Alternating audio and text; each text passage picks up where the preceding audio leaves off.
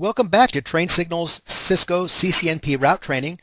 My name is Joe Reinhardt. Again, I'm your instructor. We're going to be looking at OSPF fundamentals. We've already looked at the design process. We'll certainly have some advanced topics to look at, and we'll actually be doing that in two parts. But for now, let's actually look at the fundamentals of the OSPF protocol. First thing we'll do in this lesson is we'll look at the mechanics, the protocol mechanics of OSPF. We'll look at the tables that OSPF uses. We will examine how OSPF does its metric calculations. We'll go on to configure our basic OSPF lab exercises, neighbor relationships, basic configuration, and so forth. And then finally, verification of the OSPF process and operation. So first we want to examine some protocol mechanics regarding OSPF. We'll start with neighbor relationships. We'll examine different types of routers, essentially roles that routers take in OSPF, OSPF packet types, and then the topology exchange process of exchanging route information. So it's important to understand how OSPF deals with neighbor relationships. Relationships first happen between directly connected, or sometimes as the terminology goes, directly adjacent devices. Peering has to take place on primary subnets. When you configure an IP address on an interface, it's IP address, network, mask, and then you can also add the word secondary.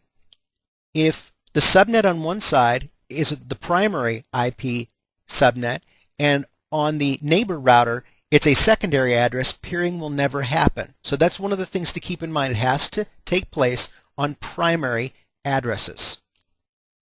The router IDs must be unique, and it's helpful to actually hard code them, which we'll do. There are certain neighbor configuration settings that have to match. You may recall in EIGRP that the hello and dead intervals didn't need to match, that the neighbors would actually adjust. Well, in OSPF that is not the case. A number of factors have to match. First, the hello and dead timers, the interval at which hellos are sent out, and the amount of time which the neighbors consider dead. Authentication strings should match if they're used. Area settings. If you have one area configured on one side of the link and another area configured on the other side of the link, you will not only get errors, but a neighbor relationship will not form. The IP MTU size has to be the same. Like for instance, Ethernet is typically 1500. If for some reason on the other side it's different, a neighbor relationship will not be established. And then a stub area flag. It has to be the same on both neighbors on that particular interface. So OSPF uses hello messages for neighbor discovery and maintenance, and it is sent to multicast address 224005. It's an important number to remember. And a single peering relationship exists between all routers on multi-access networks. This is the designated router, backup designated router. Hellos are sent at regular intervals out all configured interfaces. It's every 10 seconds on high-speed interfaces, for instance, local area networks. And it's sent out every 30 seconds by default for low-speed interfaces, typically frame relay multipoint interfaces. And point-to-point interfaces are treated like high-speed interfaces. And the dead interval, or the dead timer, is 4 times the hello interval. Neighbor relationships actually pass through several stages before they have what's called fully adjacent relationships. It starts with number 1, down. This means the neighbors aren't connected, they're not aware of each other. Init is when the link comes up, layer 1 and layer 2 come up, the neighbor relationship begins forming there because hello packets are then sent. The two-way process is that the neighbor receives a hello back and it sees its own router ID in the packet, and that then is what's called the two-way state. Then the process is called XStart. It means that the neighbors have formed an adjacency, they're forming database description packets, and then they start to be sent to the neighbor. The next process is exchange, where database description packets are sent to the neighbor. This is the process of synchronizing the database. Then there's loading. There's one device that has a master and the other has a slave relationship just in terms of how data is going to be transferred. The slave response is to send link state LSRs, link state requests, and receive link state advertisements, LSAs, in response. That's the loading process, which is essentially asking for information on routes. Once everything's synchronized, then the neighbor relationship is at full. Whenever you do a show IP OSPF neighbor, full is what you want to see. If it says Xstart or two-way or anything else, it means that something's not gone correctly. It's stuck somewhere. So always keep that in mind. Full is what you want to be able to see for a fully functional relationship. I want to drill a little bit deeper now into the designated router and backup designated router election process. Just some general principles. This is only on multi-access network. It is not used on point-to-point links, which essentially just have two devices. But it happens on Ethernet networks, it happens on broadcast-based frame relay networks and some other WAN technologies like that. The default priority of a router is set at 1. That's just the default. If you use a priority of 0, for instance, on a particular interface you do IP OSPF priority 0, it disables the election process for that router. In other words, it does not participate in the election. It just goes with who's ever elected as the designated and backup designated router. Now, the election process is fairly simple. Routers start sending hellos, and the one with the highest priority, which we just talked about configuring, becomes the designated router. So if the settings are the same, for instance, they're all 1 by default. If they're all the same, the router with the highest router ID becomes the designated router. And once the election has taken place, it's not repeated unless neighbor connectivity drops. There is no preempt process. If you, for instance, in the diagram here, you can see that the router 6 has been created with a 100 priority. So in any scenario, it's immediately going to become the designated router. Well, if router 7 had already been elected as the designated router because it had come up and router 6 came up later, just because router 6 has a priority of 100 doesn't mean that just because it goes onto the network that it immediately becomes a designated router. That would be called preempting, and that does not happen. So if you want to have a router that you've changed a priority on to be able to become the designated router, you have to restart the neighbor relationships, which you can clear neighbor relationships using an exec command from the command line. In OSPF, there are a number of different router types. You can kind of consider them roles. They have different roles in the network based on what they do. There are several types, and you can actually see, as far as our lab is configured, each one of the routers that we have as part of that have different roles.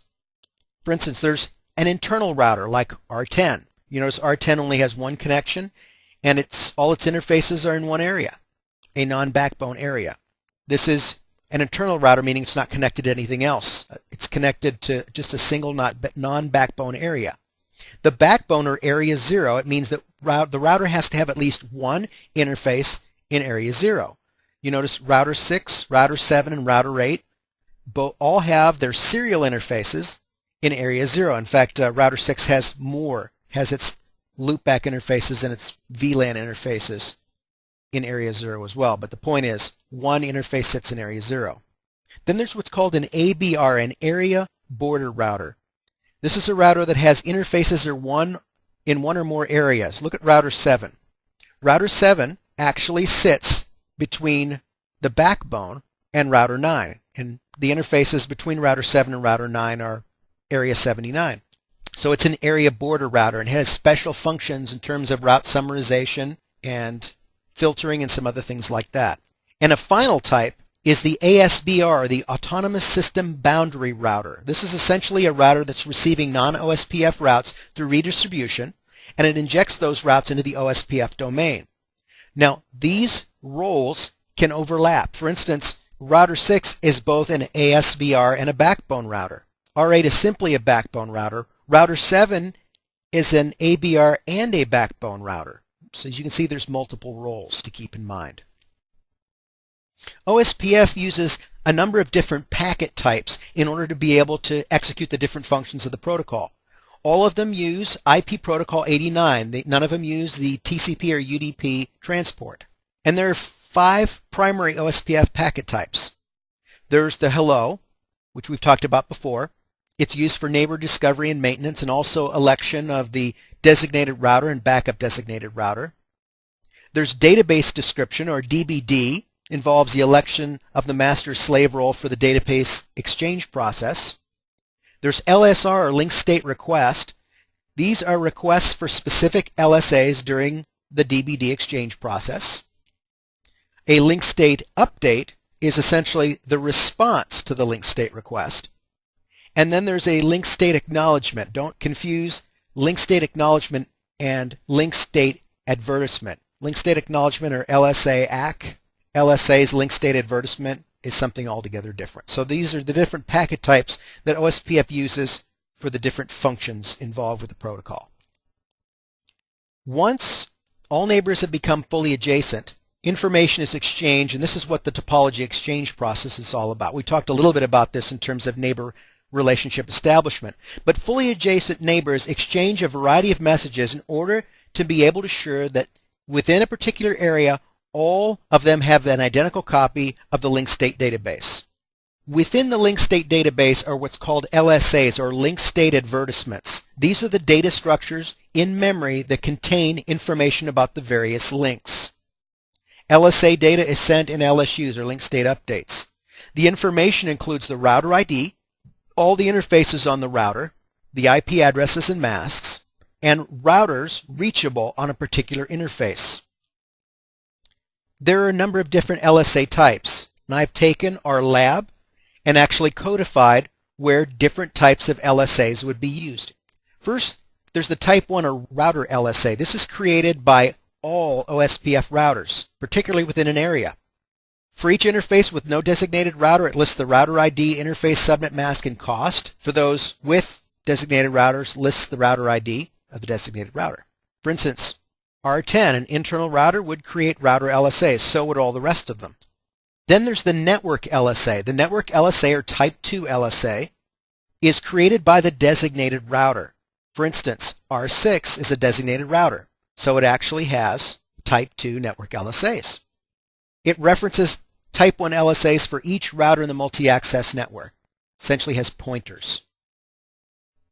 Type 3 LSAs are network summary LSAs. We talked about different router types or different roles. The ABR, the area border router, creates a network summary LSA to summarize networks in a particular area. They're generated for each subnet, and those are what are advertised to other areas, to what's available inside that particular area.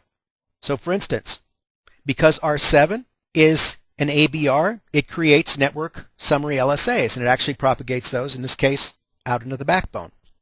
Type 4 LSAs are ASBR, or Autonomous System Boundary Router Summary LSA. It essentially identifies the path to an ASBR, and they're generated and used as pointers. Then there's the Type 5, or AS External LSA. It's generated by the ASBR for redistributed or external routes. It becomes important later to understand which one of these LSAs are allowed in specific areas.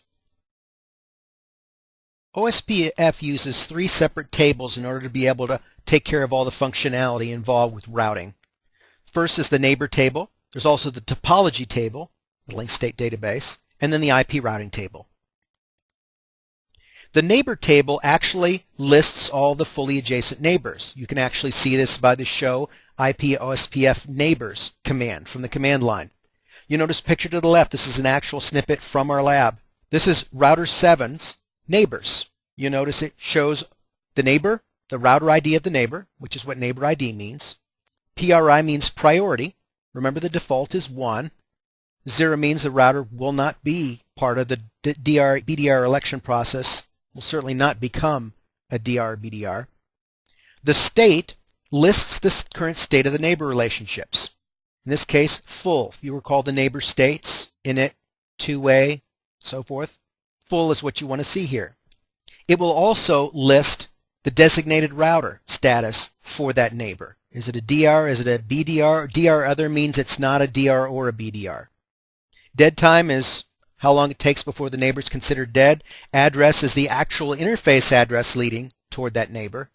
And then the interface is the interface the adjacency is actually operating on. The topology table is also critically important and contains all of the information in the link state database. You can actually display it using the show IP OSPF database command. And below you actually see a little bit of the explanation for the graphic to the left. The link ID is the particular link, network, and subnet. ADV router is the router ID of the router advertising that particular link. Age is the age of that particular link state. There's a sequence number, checksum. And finally, link count is the number of interfaces detected per router. This also lists the LSA types per area. You can actually get even more detail by adding the detail command to show IP OSPF database detail. The final table that OSPF uses, obviously, is the IP routing table. What happens is the information in the link state database is processed using the SPF algorithm, and then the routes that are the lowest cost are then placed in the IP routing table. So show IP route OSPF, also pictured here to the left, and there's some important detail that's shown here and also implied. The first is O, stands for an OSPF intra-area route, within an area. If it's coming from a different area, you'll see O and then IA, which means the OSPF inter-area route. If you see E1 or E2, this actually refers to an OSPF external route. We'll talk about the distinction between those later. You can see the destination prefixes, the bits. The information on administrative distance is always going to be 110.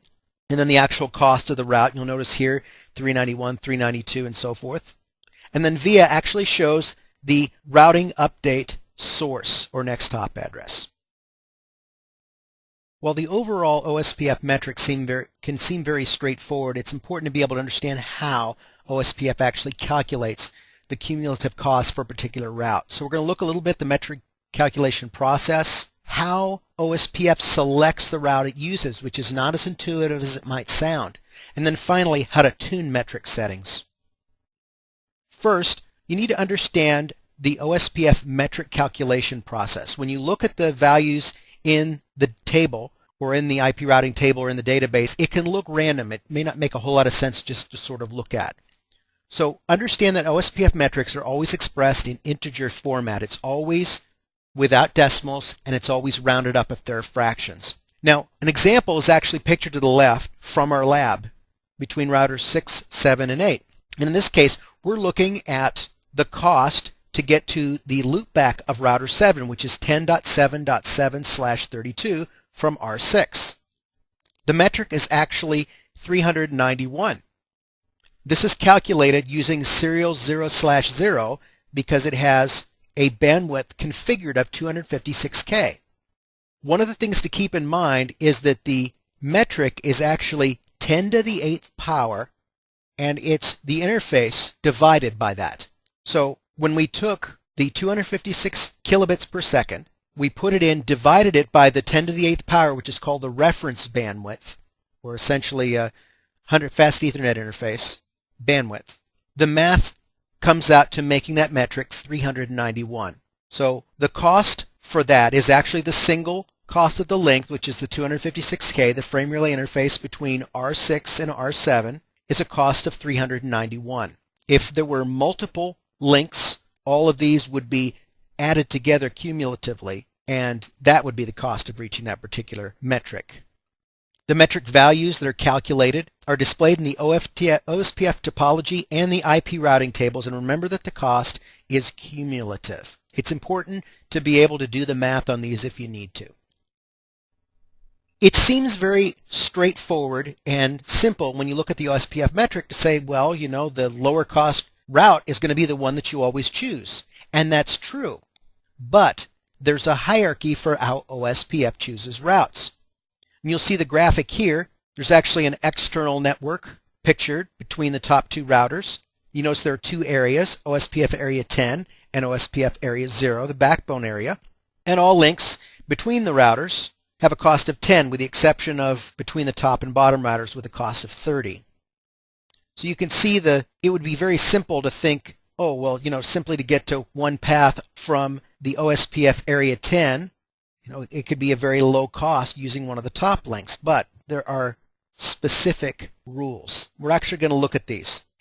OSPF does choose the lowest cost route but it uses preferences that trump the lowest cost metric. So this is essentially the exception to the cumulative cost rule. First, the first route that will be preferred is an intra-area route, type O. It is a route within the area. It's preferred above all others.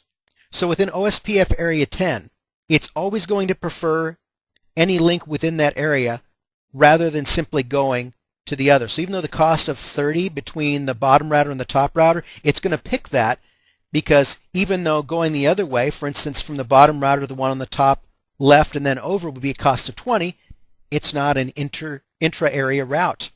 The next preference, however, is an inter-area route within OSPF.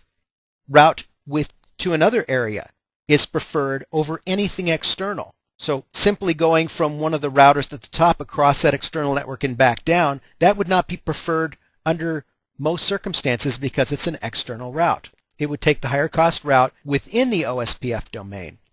The next route preferences deal with external routes, and there are two types of external routes in OSPF. There's E1 and there's E2.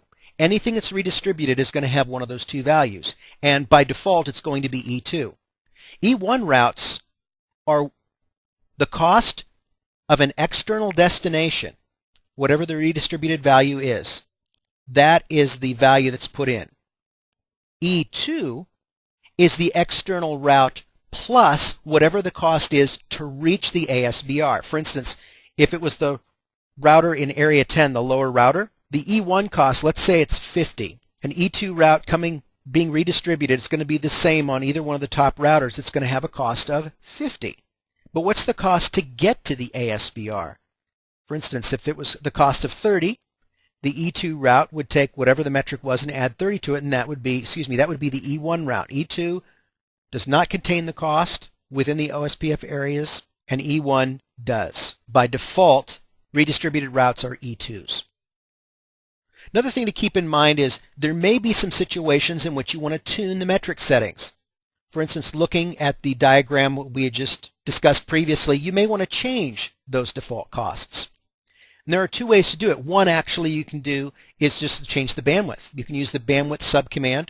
That'll change the metric right away. But if you want to change the OSPF metric, use the IP OSPF cost interface subcommand. For instance, if you wanted to be able to prefer one link over another in our lab network, you could use IP OSPF cost 1. Make it the lowest cost possible. And the command syntax is very simple, and you can use any value between 1 and 65535 as the cost. That's manually changing the metric. You can also change the cost of all interfaces. Remember, 10 to the 8th power is essentially a fast Ethernet connection. Well, what if you have gigabit? What about 10 gigabit Ethernet? You might have to change that. And so you can do that under OSPF using the auto cost reference bandwidth command. And the values can be based on megabits per second, can be a variety, but you can actually change that. And that's another way of tuning the metric settings in OSPF. So let's take a look at the different aspects of what we'll be configuring in our lab as part of this basic OSPF configuration. First, we'll just do an overview of the commands that we'll be using. We'll look at the devices involved in the domain, and then we'll actually do the configuration. So you can see pictured to the left is actually our OSPF section of the lab. We have to start the OSPF routing process. It's router, OSPF, and then a process ID. Unlike EIGRP, this is only locally significant. You can have different ones in each one of the routers, and it doesn't matter. It's locally significant. Specifying the router ID is a good best practice, and that's done under OSPF with the router ID subcommand. And then the link state database is seeded from two sources. First, the network or subnets on interfaces using the network command. That includes what area to place it in. And then whatever networks are learned through the redistribute command, which won't apply to the OSPF environment until we add BGP to join the areas together. We'll be adjusting the bandwidth specifications. This is because serial interfaces are T1 by default. We'll actually want to adjust it with the bandwidth and then the kilobits per second value. So it'll be 256 and 128K respectively. And we just want to talk a little bit about the router ID selection process. It starts first is with whatever is configured using the router ID command, which we'll actually be doing. If there isn't something specified with the router ID command, the highest configured loopback address on the router is chosen. And if there are no loopback interfaces configured, it'll take the highest physical interface address. So router ID command, highest configured loopback, highest configured physical address. So the devices that we'll actually be looking at, we have router 6, which is going to be using just the natural physical frame relay interface. Again, these are multi-point interfaces. It will have the ASBR and backbone router roles. Router 7 will be also using a multi-point frame relay interface. It'll have both ABR and virtual link roles, which will actually be a part of our later lab. Router 8 will just simply be a backbone router. Router 9 will be an ABR and virtual link, and then router 10 will just be an internal router only. So for our configuration, we'll use process ID of 1. We'll specify the loopback 0 as the router ID. We'll actually manually configure the serial interface bandwidth, and we're not going to use the broadcast keyword in our frame relay maps, and that's because we want to demonstrate manual configuration for networks. We're going to do a priority of 0 on R7 and R8, and then we will manually configure our neighbor settings. So now we're actually going to go through our lab exercises for our basic configuration. Per the diagrams we've been looking at, we're looking at routers 6, 7, 8, 9, and 10. We're just going to picture 6, 7, and 8 here. So the first thing we need to do is we start off, we're located in our router 6, so we do router OSPF 1, which is going to be our process ID. I'm going to configure our router ID of 10.6.6.6. Then our network, so I want to do network 10.6.6.6, 0.0.0.0, 0, area 0. Network 192.168.60, 0.0.0.255, area 0. Network 192.168.66, 0, 0.0.0.255, area 0. And then finally our frame relay link. Network 172.17. We'll just do 0, 0 to make it easy. 0.0.255.255. And we need to put in area 0. We also want to go to our serial 00 interface and put in bandwidth 256, because essentially that's what the bandwidth is, because it's linking to two 128K links. So we do write mem, do show IP protocols. It's got everything in there that we're expecting. Show IP OSPF interfaces. Make sure all our interfaces are identified correctly. We've got our serial interface. Notice network type non-broadcast. We'll have more to say about that in our advanced section. It says waiting. We have our VLAN interfaces. And finally our loopback interface. Show IP OSPF neighbor. Show run.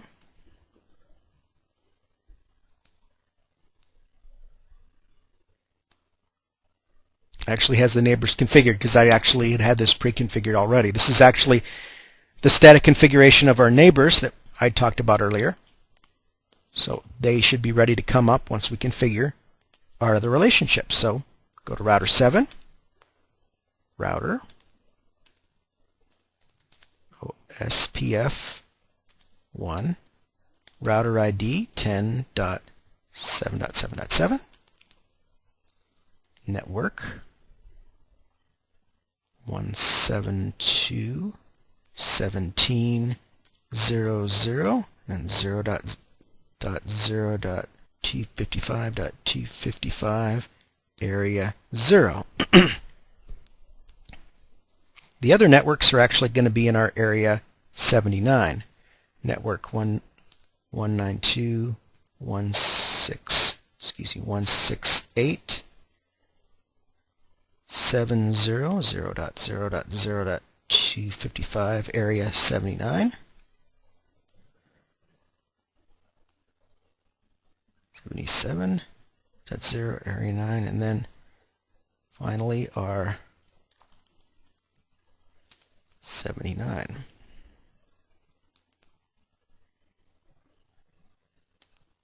show IP OSPF neighbor. Still not bringing it up. Our other neighbors that are configured for our other ABRs are there. Let's go ahead and configure. Oh, one of the things I forgot to put on here was face 0/0 IP OSPF priority 0 because we don't want to become the designated router. Now let's configure router A. Configure terminal. Router OSPF1. Router ID. Router ID 10.8.8.8. Network 172.17.0.0 0.0.255.255 area 0. Network 10.8.8.8 0.0.0 area 8.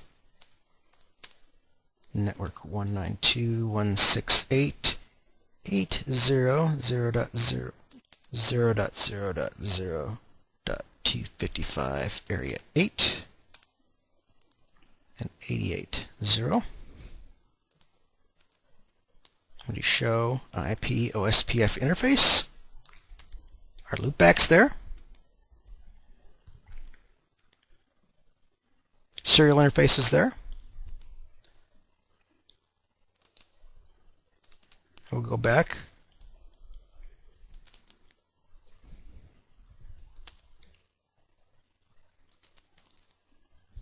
Let's make sure we have connectivity. Well, let's check our configuration because usually there's a problem if something's misconfigured. So let's go back to the router configuration. Let's remove the manual neighbor configurations just for a moment.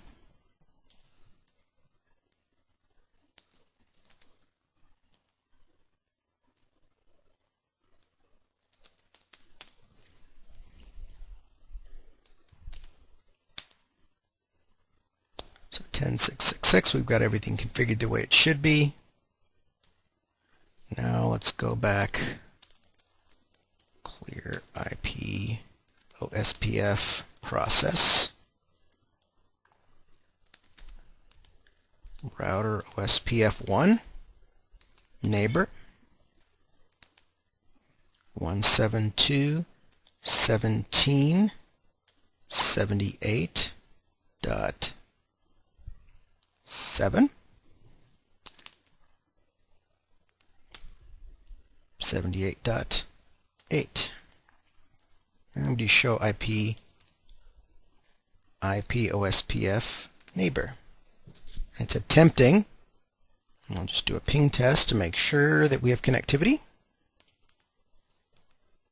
And we have connectivity to the one neighbor. Connectivity to the other neighbor. Now let's just make sure we have everything else to show IP OSPF neighbor here. Make sure we've got everything configured correctly. Now look, router 8 has actually come up. IP OSPF. So router 8 is up. Router 7 is still trying to see what the problem is. Ah, and here's the culprit. I did not configure this correctly. So, configure terminal, router OSPF 1, no,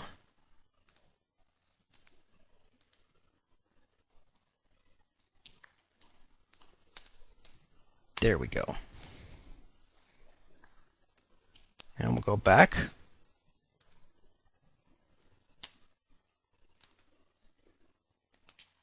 We're getting an area about virtual link, which we will be looking at in our next set of lessons.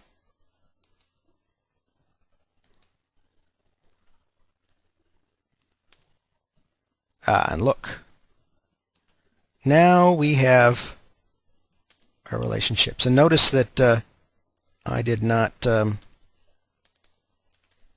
Go into the serial interface, configure terminal, interface serial 0/0, IP OSPF priority 0.